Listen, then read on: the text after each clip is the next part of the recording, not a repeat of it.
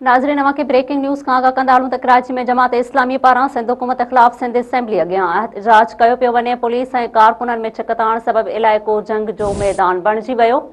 Sindh assembly अॻियां police कारकुननि खे छड़ो छड़कण लाइ शीलिंग ऐं लठबाज़ी कई वई। मछरियल माण्हुनि जे पथराव सबबि केतिरा ई पुलिस अहलकार ज़ख़्मी थिया आहिनि। पुलिस जी लठबाज़ीअ में जमात-ए-इस्लामी जो हिकु कारकुन बि ज़ख़्मी थियो आहे। पुलिस सिंध असेंबली अॻियां एहतजाज कंदड़ जमात-ए-इस्लामी जे 10 कारकुननि खे गिरफ़्तार करे वरितो आहे।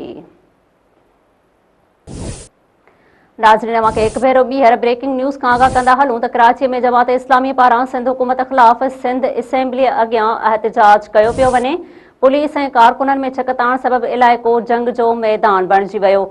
सिंध असेंबली अॻियां पुलिस कारकुननि खे छड़ो छड़ करण लाइ शीलिंग ऐं लठबाज़ी कई वई। मछरियल माण्हुनि जे पथराव सबबि केतिरा ई पुलिस अहलकार बि ज़ख़्मी थिया आहिनि। पुलिस जी लठबाज़ीअ में जमात-ए-इस्लामीअ जो हिकु कारकुन बि ज़ख़्मी थियो। पुलिस सिंध असेंबली अॻियां एहतजाज कंदड़ जमात-ए-इस्लामीअ जे 10 कारकुननि खे गिरफ़्तार बि करे वरितो आहे।